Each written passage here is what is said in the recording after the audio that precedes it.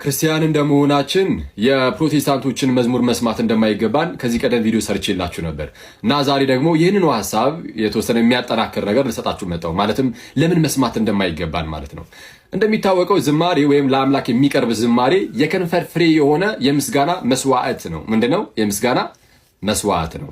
ይህንን ያዝ አድርጉና ከክርስትና ውጪ የሆኑ አካላት ወይም ከቤተ ክርስቲያን ውጪ የሆኑ አካላት ደግሞ መስዋዕትን ሲያቀርቡ የትኛውም አይነት መስዋዕት ቢሆን የሚያቀርቡት ለእግዚአብሔር ነው የሚል እምነት የለም። እንግዲህ በእኛ ዘንድ እንዴት ማለት ነው?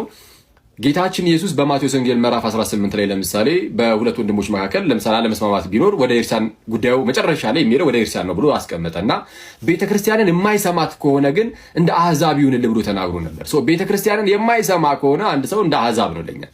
አህዛብ ከሆነ አህዛብ ደግሞ መስዋዕትን ሲያቀርቡ የሚያቀርቡት ለእግዚአብሔር አይደለም። ይህንን ጳውሎስም ይናገራል። አንደኛ ቆሮንቶስ ምዕራፍ 10 ላይ ቁጥር 18 አካባቢ ምን ብሎ ይናገራል? እንደው አህዛብ የሚያቀርቡትን መስዋዕት መጠቀም የለባችሁም እያለ ይነግራቸውና እንዲህ ይላል። አህዛብ ይላል ለምን መጠቀም የሌለባቸው ማለት ክርስቲያኖች አህዛብ የሚያቀርቡትን መስዋዕት እዛ ጋር የሚናገረው መስዋዕት ኖርማል የምስጋና መስዋዕት አይደለም፣ ግን ለየትኛውም መስዋዕት ሊነገር ስለሚችል ነው ይሄንን ያስቀመጥኩት። ኦኬ እንዳትረሱ። ለማንኛውም ግን ክርስቲያኖች አህዛብ የሚያቀርቡትን መስዋዕት መጠቀም ለምን እንደሌለባቸው ሲናገር ምን ይላል? አንደኛ ቆሮንቶስ ምዕራፍ 10 ላይ አህዛብ የሚሰውት ለአጋንንት እንጂ ለእግዚአብሔር እንዳልሆነ እናገራለሁ ይላል። አጋንንት የሚሰውት አህዛብ የሚሰውት ለአጋንንት ነው እንጂ ለእግዚአብሔር አይደለም። እናንተም ደግሞ የአጋንንት ተባባሪዎች እንድትሆኑ አልወድም ይላል። ኦኬ ከአጋንንት ጋር እንድትተባበሩ አልወድም።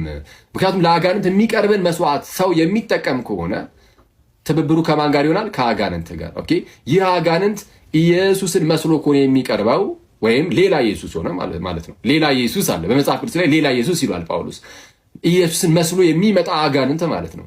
እና ኢየሱስን መስሎ ነው የሚመጣው። ለእሱ የሚቀርብ ደግሞ የምስጋና መስዋዕት አለ። ለምሳሌ ዝማሬ ብለው የሚያስቡት ማለት ነው።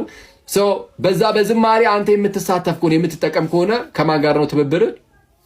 ህብረት እያደረክ ያለው እንደ ጳውሎስ ንግግር ከአጋንንት ጋር ነው። ኦኬ ኢየሱስን መስሎ ከቀረበው አጋንንት ጋር ህብረት ማድረግ ትጀምራለህ። ቀስ በቀስ ህብረት ማድረግ እየጀመርክ ስትሄድ የሆነ ሰዓት ላይ ሙሉ የዚህ አጋንንት ብቻ ሆነ ትቀራለህ። ከጌታ ተነጥለህ ትጠፋለህ ማለት ነው። እና እንደ ቀላል የሚታይ ነገር አይደለም ይሄ። ክርስቲያን ደግሞ ጥንቁቅ ነው ነው እና መርማሪም ጭምር ነው። የሌሎችን ቤተ እምነቶችን እንግዲህ አሁን የነሱን የማንቋሸሽ ነገር ሳይሆን እንደ ክርስቲያን ግን ያለን እምነት እንዲህ ስለሆነ ነው ባይሰማ መልካም ነው፣ የማንሰማው በዚህ ምክንያት ነው የሚል እምነት አለኝ እና ከዚህ አንጻር መልከተው ይቆየን።